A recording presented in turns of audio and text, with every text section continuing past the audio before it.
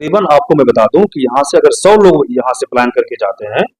तो लगभग 70 से 80 लोग सिर्फ टेक्सटाइल इंडस्ट्री में, एक्सपोर्ट इंडस्ट्री में वो काम करते हैं, from top to bottom. Bottom आश्वस्त करता हूँ कि अगर मुझे जनता जहाँ टिकट देती है, मैं यहाँ से जीतता हूँ, तो ये रोजगार का सृजन 1, 2 और 100 की बात नहीं कर रहा हूँ, हजारों हजार की यहाँ पे रोजगार का सृजन इसी बेगूसराय तिघरा विधानसभा में। आज तक ये नहीं समझ में आया है कि ये जो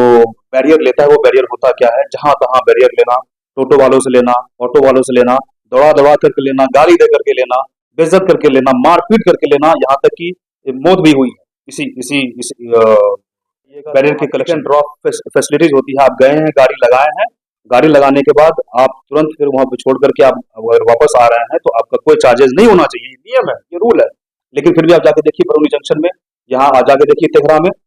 गाड़ी लगेगा नहीं और उसके बाद आप थोड़ा सा उतर के आप जा रहे हैं, तुरंत आपसे फिर पैसा नमस्कार, मांगेगा। आप देख रहे हैं दी पब्लिक इंटरव्यू। मैं हूं आपके साथ मिराज आलम। हमारे साथ इस वक्त जनसुराज के भावी प्रत्याशी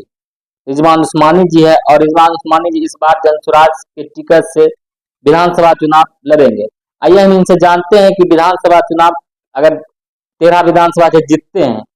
तो जीतने के बाद जनता के लिए क्या करेंगे। 2025 विधानसभा चुनाव को लेकर रिजवान उस्मानी क्या तैयारी कर रहे हैं। 2025 चुनाव जो आपको अक्टूबर नवंबर में लगभग है, उसमें मैंने भी अपनी दावेदारी दी है, जैसा कि आपको पता होगा। तो उसमें तैयारी चल रही है। जो ये 5 चीज़ों को लेकर के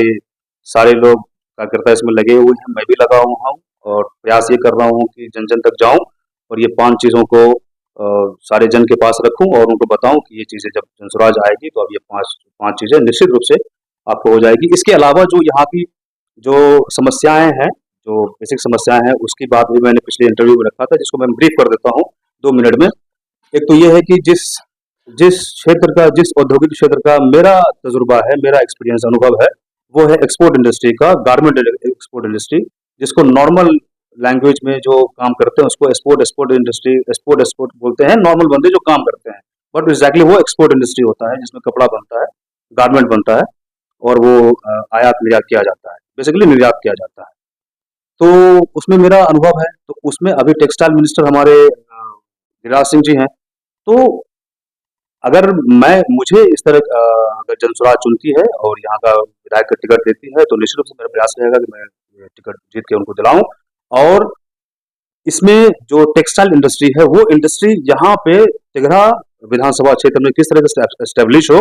और वहां से किस प्रकार से रोजगार का सृजन किया जाए, ये निश्चित रूप से आपको बता देता हूँ, आश्वस्त करता हूँ कि यहाँ पे हजारों हजार की संख्या में उस तरह का रोजगार का सृजन किया जा सकता है, एकमात्र इंडस्ट्री टेक्सटाइल्स का लगा करके, गारमेंट का। और मैं आपको बता दूं, एक छोटा सा आंकड़ा मैं देता हूं मेरे अनुभव के हिसाब से। मैं दिल्ली में जब मैं काम कर रहा था इसी इंडस्ट्री में,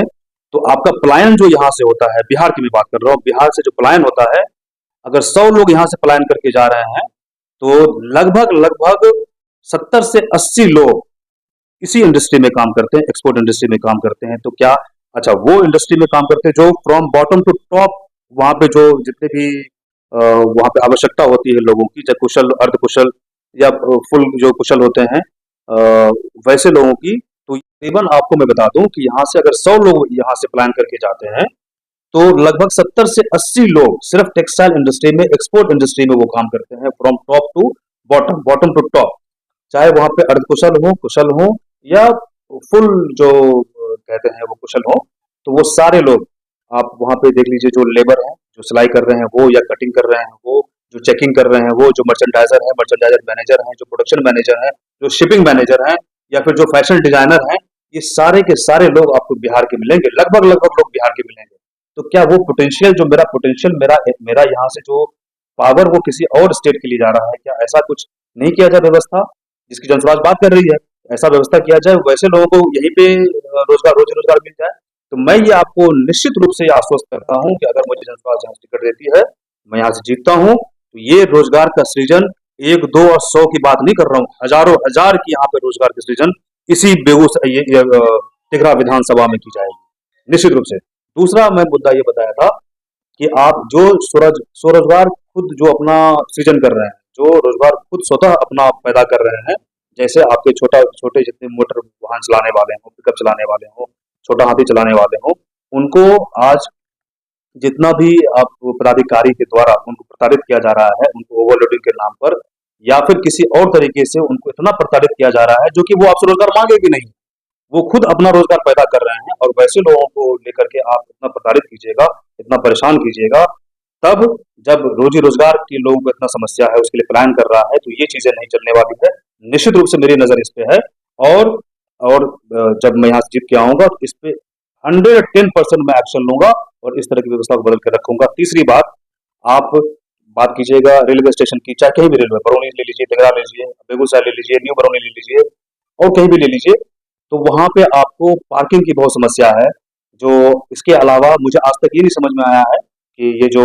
बैरियर लेता है, वो बैरियर होता क्या है? जहाँ-तहाँ बैरियर लेना, टोटो वालों से लेना, ऑटो वालों से लेना, दौड़ा-दौड़ा करके लेना, गाली दे करके लेना, बेइज्जत करके लेना, मार-पीट करके लेना, यहाँ तक कि मौत भी हुई है इसी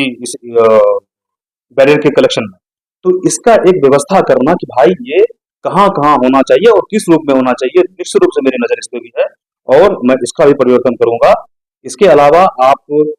स्टेशन जाइएगा तो वहाँ पिक एंड ड्रॉप फैसिलिटीज़ होती है, आप गए हैं, गाड़ी लगाए हैं, गाड़ी लगाने के बाद आप तुरंत फिर वहाँ पे छोड़ कर के आप अगर वापस आ रहे हैं तो आपका कोई चार्जेज़ नहीं होना चाहिए, ये नियम है, ये रूल है। लेकिन फिर भी आप जाके देखिए बरौनी जंक्शन में, यहाँ जाके देखिए तेघड़ा में, गाड़ी लगेगा नहीं और उसके बाद आप थोड़ा-सा उतर के आप जा रहे हैं, तुरंत आपसे फिर पैसा माँगेगा। अगर आप उनको छोड़ के बस आए हैं, गाड़ी बाहर लगाए हैं, वहाँ से छोड़ के आप गए हैं, अब उतनी देर में वापस आते हैं, आपकी गाड़ी में ब्लॉक कर दिया जाएगा, मार-पीट तक का नौबत आता है। तो ये व्यवस्था निश्चित रूप से बदला जाएगा और मैं बता दूँ कि अगर इससे किसी संवेदक को लग रहा होगा कि मैं उनके खिलाफ बोल रहा हूँ, तो ये उनको भी समझने की ज़रूरत है, भाई मैं आपके खिलाफ नहीं बोल रहा हूँ, क्योंकि व्यवस्था यहाँ पे ऐसे पदाधिकारियों का है कि आप जो 20, 25, 40 लाख का जो आवंटन ये संविदा संविदा होना चाहिए, वो संविदा आप जाकर के उसको ले रहे हैं 2 करोड़, 2.5 करोड़ में ले रहे हैं, तो वो फिर वो वसूला कहाँ से जाएगा? वो वसूला फिर जो आम जनता से जाएगा।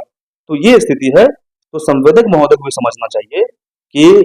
ये जो मैं बोल रहा हूँ, ये उनके भी फ़ायदे के लिए हो रही है, इसलिए फ़ायदा का सौदा होगा कि मैं वैसा संविदा का फिर स्थिति वो करूँगा, उसमें आकलन किया जाएगा कि ऐसा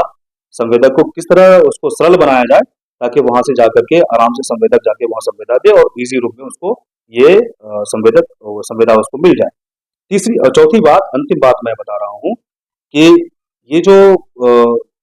संविदक जो यहाँ पे काम कर रहे हैं या फिर जो इस तरह का उगाही कर रहे हैं, उसमें दिक्कत क्या होती है? आपके शहर का भी नाम खराब होता है। जो बाहर से लोग आएँगे और इस तरीके से अब मान लीजिए कोई बाहर से आ रहे हैं, मोटरसाइकिल लगा के गए या कार लगा के किसी को पिक एंड ड्रॉप करके वो वापस आ रहे हैं, उससे उगाही की जा रही है, ज़बरदस्ती के लिए पैसा देना पड़ेगा। तो उसमें बताइए कितना खराब मैसेज जाएगा। इसमें संवेदक हो, हम हो, आप हो, इसी तरीके से जो भी उससे जुड़े हुए, चाहे जनता आम जनता है क्यों ना हो, इसके खिलाफ भी उनको बोलना चाहिए कि आप इस तरीके से कलेक्शन नहीं कर सकते हैं। तो ये चीज़ें उनका भी एक योगदान होना चाहिए, संवेदक हो, आप, हम, जिस तरह मैं